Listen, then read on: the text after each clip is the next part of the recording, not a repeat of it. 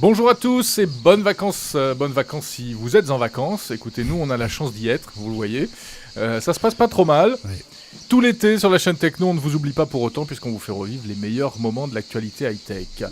François, direction les étoiles maintenant. Oui, les étoiles. Alors, c'est pas la peine de les regarder Pas à la la gyro. piste aux étoiles. Voilà, puis en plus, en ce moment, avec le soleil qui fait, c'est pas la peine. Rappelez-vous, nous vous avions proposé un sujet sur l'Internet par satellite.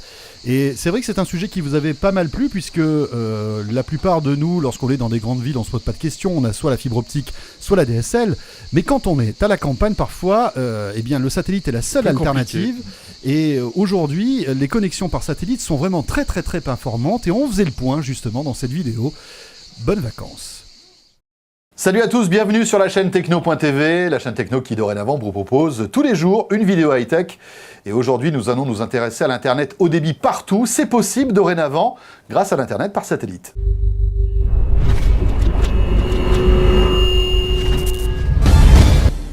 Et oui, tout le monde n'a pas la chance d'habiter dans une grande ville, d'avoir la fibre optique ou même simplement la DSL. On sait qu'il existe encore en France de nombreuses, ce qu'on appelle les zones blanches, là où l'Internet n'arrive pas ou arrive mal. Et c'est vrai, François, que l'Internet par satellite a fait beaucoup de progrès ces derniers temps. Effectivement, lorsqu'on est en zone rurale, éloigné d'un central téléphonique, éloigné de toute source d'Internet à haut débit, il faut savoir qu'il y a aussi certaines zones qui sont connectées en WiMAX, cet Internet sans fil.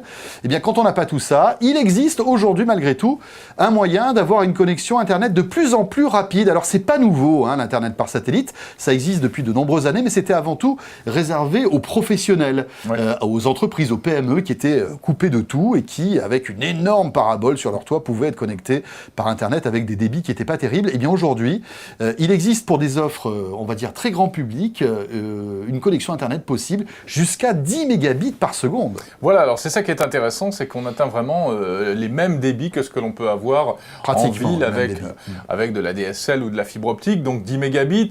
4 mégabits même au maximum en voie montante, c'est-à-dire lorsqu'on envoie de l'information sur Internet, ce qui a toujours été un petit peu le point faible aussi du satellite, et cela avec, tu l'as dit, des installations plus abordables et plus légères. Donc les antennes sont plus petites aujourd'hui, c'est ça qui est bien, et puis ça coûte de moins en moins cher. Voilà, l'objectif c'est d'avoir une parabole qui ressemble un peu à celle qu'on peut avoir pour regarder la télévision par satellite, mais cette parabole aura la particularité, en fait, de capter des signaux Internet, et vous allez pouvoir en émettre, parce que la grosse nouveauté, comment ça marche, en fait, ce système-là, c'est que cette parabole va recevoir des données Internet, mais vous allez pouvoir en émettre jusqu'au satellite. Vous n'avez plus besoin d'une voie de retour qui a été pendant de nombreuses années, en fait, la voie de la ligne téléphonique. Alors, ça voulait dire qu'on ne pouvait pas envoyer grand-chose. Pour envoyer une photo, il fallait 2-3 heures. Là, non, tout se fait directement par le satellite, ce qui fait que votre ligne téléphonique vous servira pour téléphoner en fait. Voilà, alors il y a plusieurs satellites qui proposent cela, et notamment un nouveau satellite qui a été mis en service en mai dernier, en mai 2011,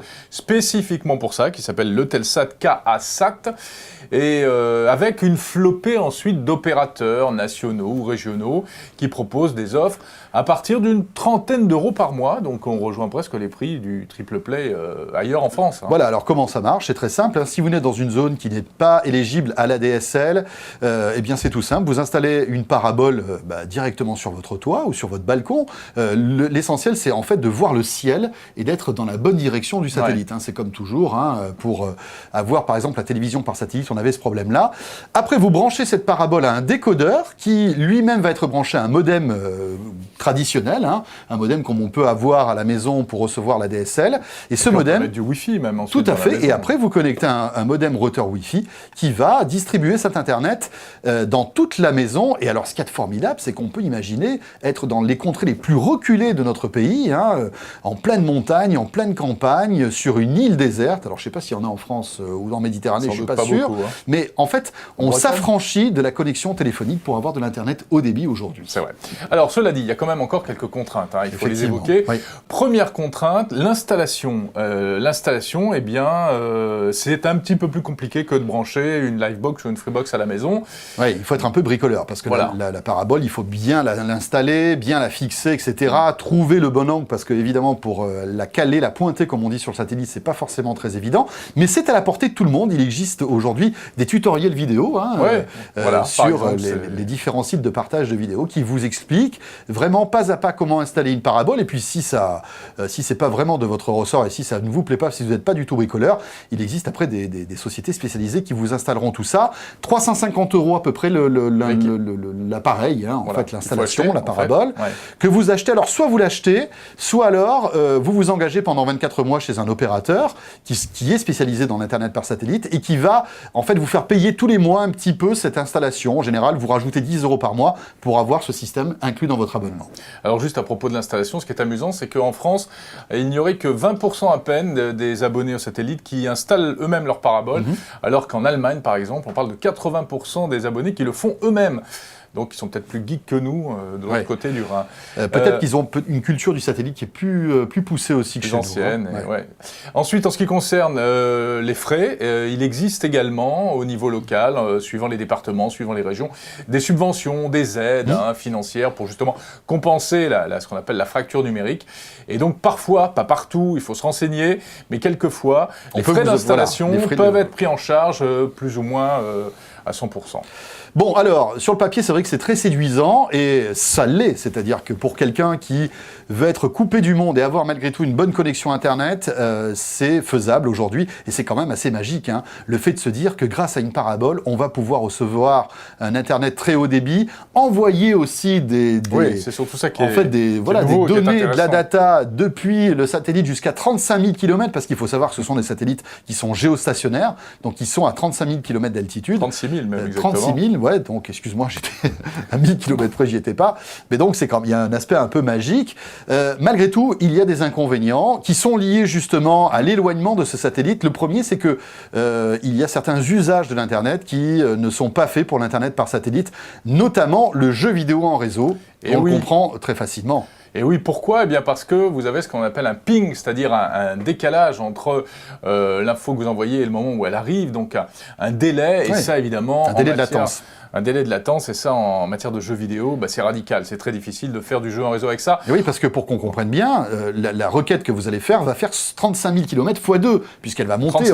36 000, donc ça fait 72 000 km. Oui. 72 000 km, et 72 000 km, eh ben, pour que cette impulsion électrique fasse tout ce chemin, ça prend du temps. En général, on est entre 0,5 et 1 seconde. Hein, donc, c'est vrai qu'une seconde dans un jeu en réseau, c'est un peu compliqué. À noter que la voix sur IP est aussi dégradée. Voilà, vous avez... des temps de latence. Tout ce qui est visioconférence. Vous savez, un peu comme dans les reportages qu'on voit sur les grandes chaînes de télé avec des liaisons satellites, parfois ils se mangent entre eux les paroles. Eh bien, il y a un peu ce problème-là. Skype fonctionne, mais il y a ce petit délai de latence. Et puis, un autre inconvénient qui est quand même assez important aussi, c'est que vous n'êtes pas en illimité véritablement avec l'Internet par satellite. Il faut savoir que l'Internet par satellite est une ressource qui est partagée.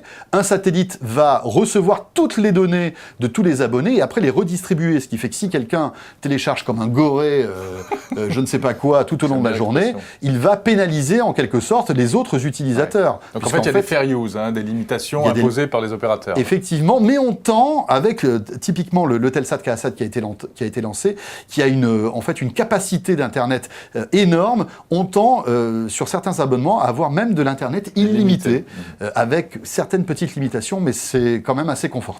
Voilà donc ce qu'on pouvait dire en ce qui concerne les avantages, les possibilités, les contraintes aussi pour l'installation, les contraintes pour l'utilisation.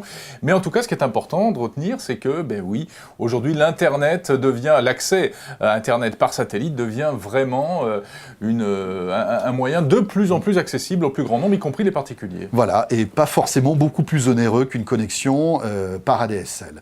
On se retrouve demain, bien sûr, sur la chaîne techno.tv pour survoler encore une fois l'actualité high-tech. Salut à tous. Salut à tous, bye bye.